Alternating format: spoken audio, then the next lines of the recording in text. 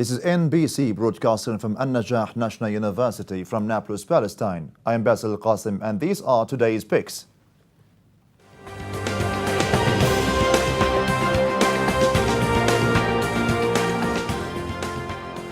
Africa-Israel summit is cancelled.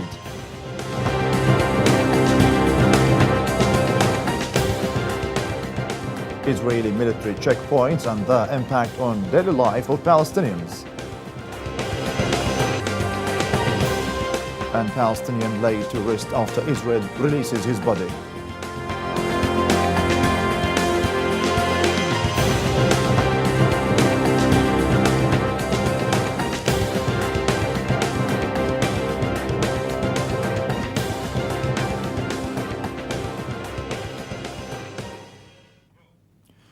But we start with the story of Ra'ed Salhi, 21, from Duhaish refugee camp in Bethlehem, who was laid to rest on Sunday at the Martyrs Cemetery in nearby Ertas. Salhi was shot and critically wounded by Israeli soldiers on August 6 following an army raid of the refugee camp. He was taken to an Israeli hospital where he was kept until he was pronounced dead on Sunday. The army, however, held his body, refusing to turn it to his family for proper burial until Friday evening, when the family got Salhi's corpse at a Bethlehem checkpoint. A general strike was called in Bethlehem and surrounding areas until 3 p.m. in the afternoon in mourning and to allow people to participate in the funeral. The Ministry of Foreign and Expatriate Affairs condemned on Sunday the decision of the Israeli public prosecutor to shut down the Golden Gate, one of the gates of Al-Aqsa Mosque compound in Jerusalem. The ministry said Israeli authorities are gradually altering the historical status quo at Al-Aqsa Mosque so that they could absorb any potential response from the Palestinians and Muslims. It said the decision to shut down the gate could lead to disastrous consequences in the region, a matter which requires a strong reaction from the Islamic Cooperation Organization. The ministry called on all competent international agencies and organizations, on top of which the United Nations, to live up to their responsibility and protect this Islamic holy site. The cancellation of the Africa-Israel summit, which was supposed to take place next month in Togo's capital of Limo, signals an end to Israel's impunity. Hannah Ashrawi, member of the Executive Committee of the Palestine Liberation Organization, said on Tuesday.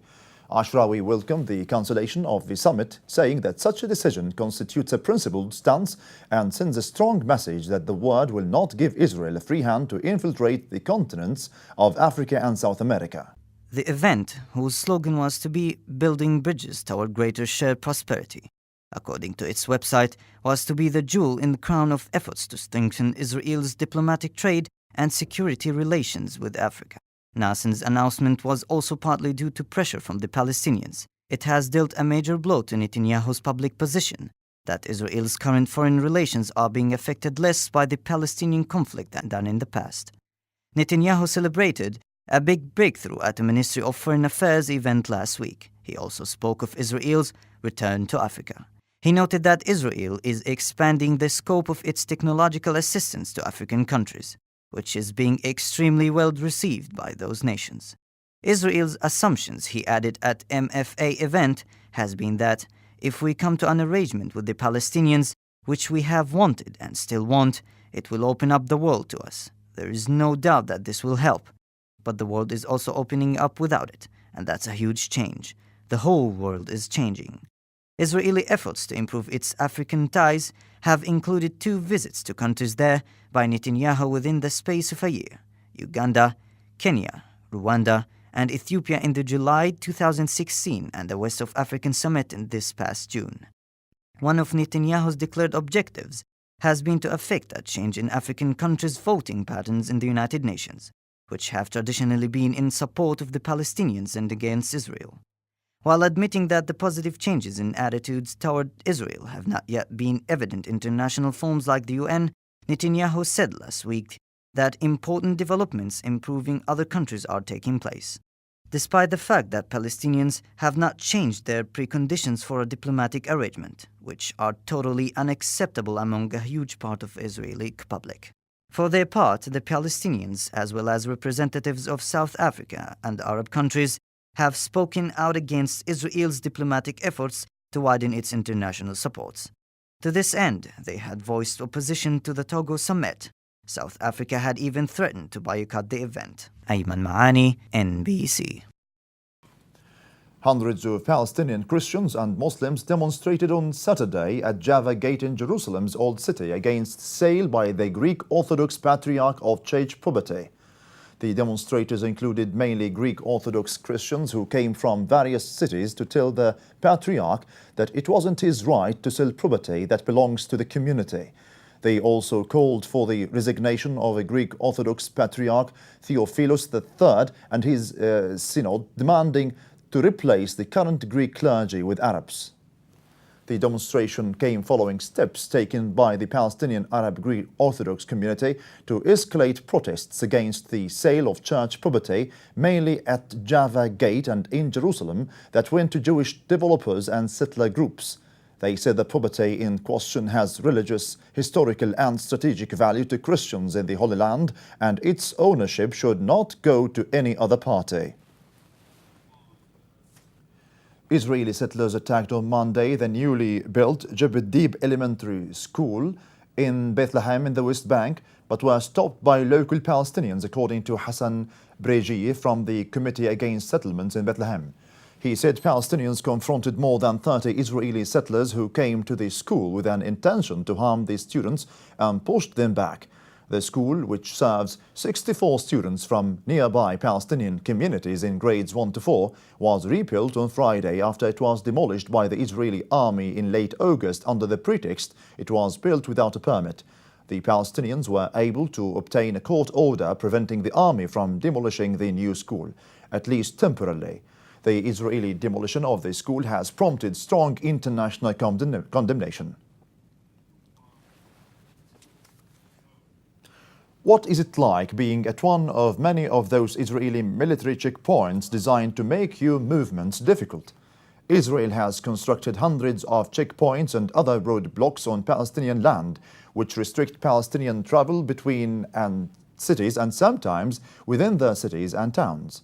Ayman Maani prepared this report, which was inspired by the Palestinian project. To one side loom towers manned by Israeli soldiers who keep watch from behind bulletproof glass. To the other stand concrete walls charred by fire bombs, pitted with bullet holes and scrolled with Palestinian graffiti. In between, barriers and steel fences block traffic or corral vehicles and pedestrians. This is what thousands of Palestinian workers from the West Bank have to go through every morning before dawn to line up at the Israeli military checkpoint at Qanat. This checkpoint is the biggest and most notorious, handling around a third of all movements of Palestinians in and out of the West Bank each day, separates Ramallah from Jerusalem and other cities beyond the Green Line. These Palestinians must pass through cages and turnstiles, randomly and remotely locked and unlocked by teenage soldiers barking orders from behind plexiglass windows. Many of Israeli settlers, on the other hand, whom also travel from the West Bank to Jerusalem every morning, have an entirely different experience. No cage or carol lanes, no hours of waiting, no humiliation, or the requirement to get permits from an occupying army. Ayman Maani, NBC. The Preventive Security Service on Monday issued a press release to clear what it described as rumors and misleading information surrounding the arrest of Hebron activist Isa Amro, who was detained for criticizing the Palestinian Authority on his Facebook page. Chief Representative of the Palestinian General Delegation to the United States, Ambassador Hussam Zomlot, visited on Sunday members of the Palestinian community in Texas to check on their condition after their state was hard hit by Hurricane Harvey. Texas, which has the largest Palestinian diaspora community, which was battered by Hurricane Harvey, causing loss of life and damage in the billions of dollars. One Palestinian expatriate from the Shaka family, which comes from the West Bank city of Nablus, was killed in the floods and that hit Houston, the largest city, along with more than 70 other people killed throughout the state. Now we have Amjad Laisa here with the latest from the university.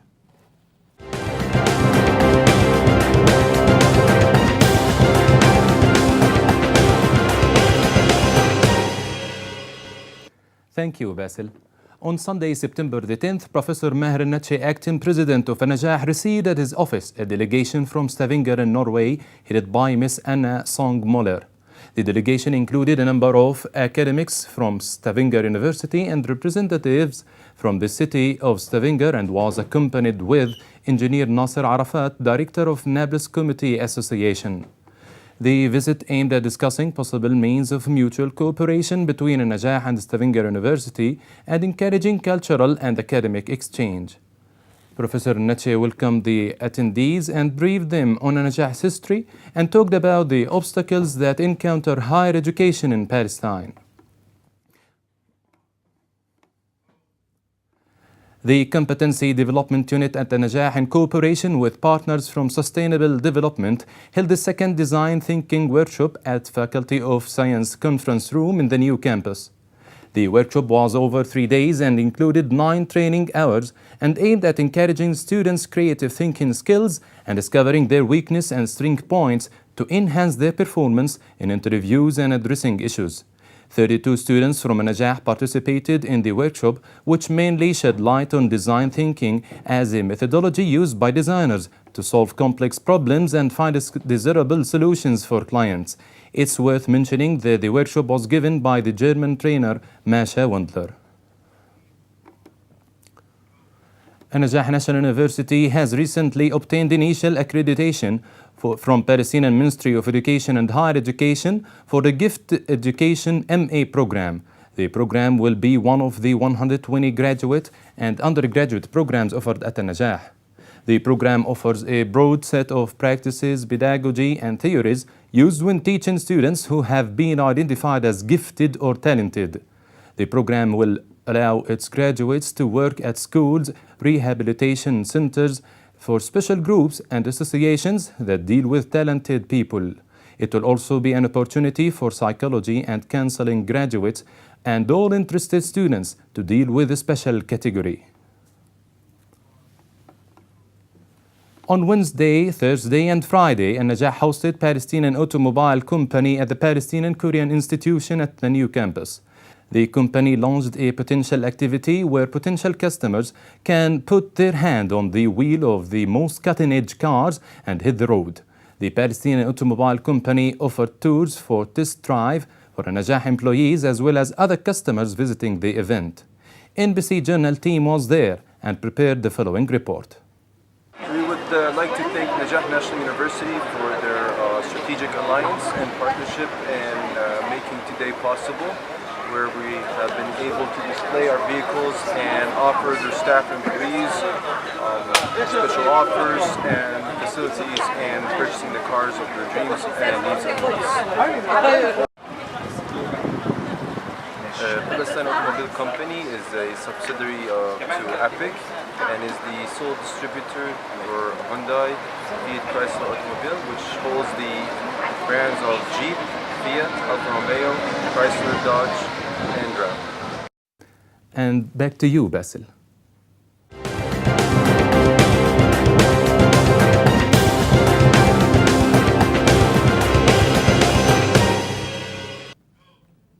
Thank you, Amjad. And we now move to Lena with her news from around the globe.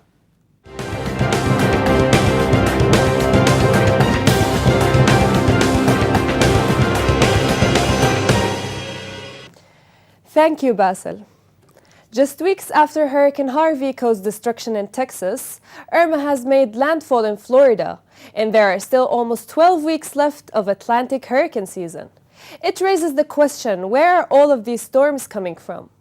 Research has shown that most of the monster storms that hit the US and Canada start out as a distinct weather pattern in the atmosphere over Western Africa, specifically a spot off the coast of the African Cape Verde Islands.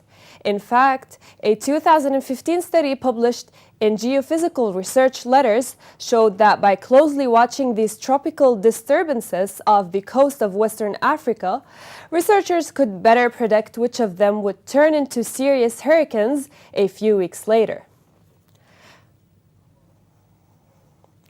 As a meteorologist, there are things you learn in textbooks that you may never see in person. You know they happen theoretically, but the chances of seeing the most extraordinary weather phenomena are slim to none. This is one of those things a hurricane strong enough to change the shape of an ocean. Hurricane Irma's winds are so strong, it's pulling water away from the shoreline. It happened in the Bahamas on Friday and Saturday, and now it's happening on the Gulf Coast of Florida on Sunday. For the first time, science has confirmed that nanoparticles from your tattoos will end up in your lymph nodes. Humans have been permanently decorating our skin with ink for at least 5,000 years, but we still don't really know what effect, if any, they have on our bodies. Now, for the first time, scientists have found evidence that both pigments and impurities from the tattoo ink can travel around your body as nanoparticles. How tattoos work is actually pretty brilliant. The ink is precisely deposited via a needle below both the dermis and epidermis, where too big for your immune system to break down. The ink particles will remain permanently. Apple has unveiled the iPhone X, its most futuristic ever phone. The company says that the new phone is the biggest leap forward since the original iPhone, and that it will set the path of technology for the next decade. It was released alongside the more conventional iPhone 8 at an Apple event in California. The new phone will cost $1,000 and will be released on 3rd November. Apple said it also confirmed that the name is pronounced 10, not X. And back to you, Basil.